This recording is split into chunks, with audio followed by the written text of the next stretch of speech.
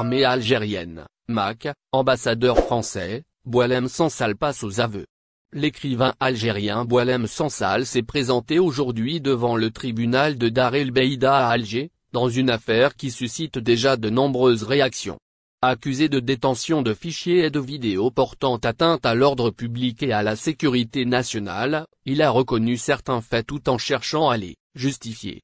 L'audience, qui s'est déroulée dans un climat relativement calme, a duré une vingtaine de minutes avant que le parquet ne requiert une peine exemplaire contre l'écrivain. L'écrivain algérien Boualem Sansal s'est présenté aujourd'hui devant le tribunal de Dar el Beida à Alger, dans une affaire qui suscite déjà de nombreuses réactions. Accusé de détention de fichiers et de vidéos portant atteinte à l'ordre public et à la sécurité nationale, il a reconnu certains faits tout en cherchant à les justifier. L'audience, qui s'est déroulée dans un climat relativement calme, a duré une vingtaine de minutes avant que le parquet ne requiert une peine exemplaire contre l'écrivain. Live News a dévoilé les dessous de son audition. Dès son entrée dans la salle numéro 2 du tribunal, Boualem Sansal a affiché une attitude sereine. Contrairement aux rumeurs ayant circulé sur son état de santé, il est apparu en bonne condition physique, sans menottes, et a reçu un traitement respectueux de la part des autorités judiciaires et sécuritaires. Son procès, classé parmi les affaires ordinaires relatives à l'ordre public, a suivi une procédure standard, démentant ainsi toute allégation de torture ou de pression extérieure. Lors de son interrogatoire, le juge a d'abord tenu à vérifier si l'accusé parlait arabe ou le dialecte algérien. Sansal a répondu par la négative, ce qui a suscité un léger flottement dans la salle. Vient ensuite la lecture des chefs d'accusation: atteinte à l'unité nationale, outrage à une institution publique, acte portant préjudice à l'économie nationale et possession de fichiers compromettants. Interrogé sur des documents retrouvés dans ses appareils électroniques, notamment des échanges avec un membre du mouvement terroriste Mac prônant l'indépendance de la Kabylie, l'écrivain a démenti toute implication, affirmant n'avoir jamais échangé avec ce groupe. Pourtant, le juge a mis en avant un message analysé par les experts, dans lequel Sansal aurait exprimé son soutien à une entité réclamant la séparation de la région kabyle de l'Algérie. Un autre volet de l'affaire concerne des échanges entre Boualem Sansal et des diplomates français. Il a admis avoir été en contact avec 2 ambassadeurs français mais a minimisé l'importance de ces correspondances, prétendant qu'il s'agissait de discussions amicales. Or, le juge a rappelé que certains de ces échanges comportaient des critiques virulentes contre l'armée et les institutions algériennes, ce qui, selon l'accusation, pourrait constituer une ingérence étrangère inacceptable. Le procureur a également mis en évidence un passage troublant d'une conversation extraite du téléphone de l'écrivain. Dans ce message, Sansal aurait écrit « Je suis heureux, nous avons le pétrole et Chanegria ».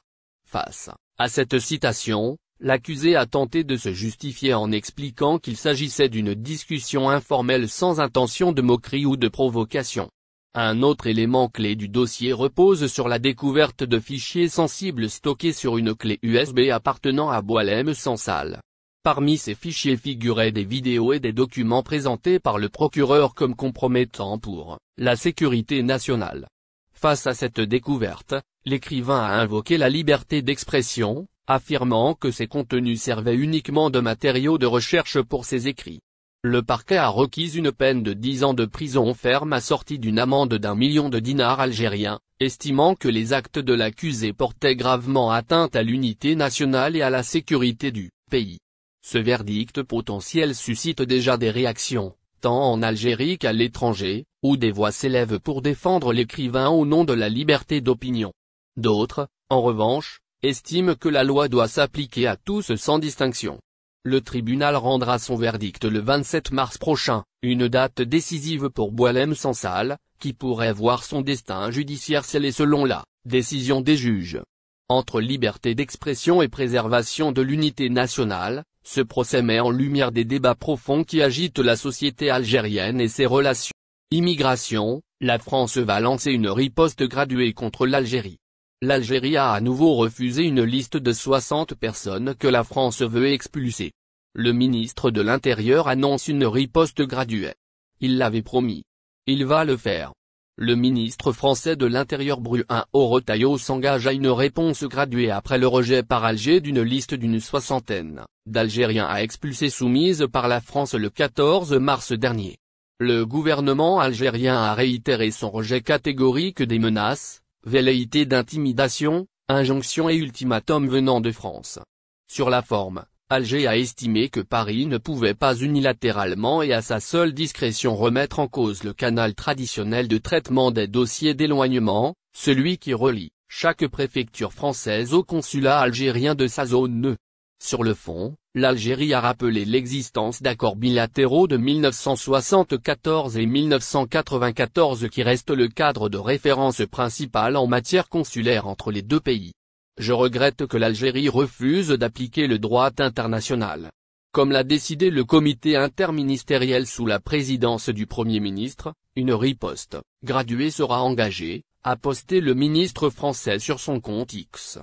Sur France Inter, il a annoncé la suspension des accords de 2007 pour l'exemption de visa aux détenteurs de passeports diplomatiques. Dans une interview accordée ce week-end aux Parisiens, il avait assuré que la France est prête à assumer le bras de fer pour que l'Algérie reprenne ses ressortissants dangereux. Et il mettait sa démission dans la balance. L'attentat de Mulhouse, le 22 février dernier, a été le coup de trop, un Algérien faisant l'objet d'une obligation de quitter le territoire, OQTF, et qui avait été présenté plusieurs fois aux autorités algériennes, a assassiné un Portugais et blessé 3 policiers municipaux.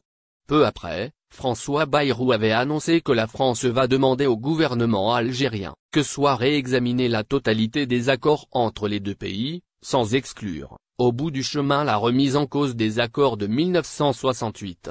Révisés à 3 reprises dont en 1994, ces accords favorisent l'obtention de titres de séjour pour les ressortissants algériens.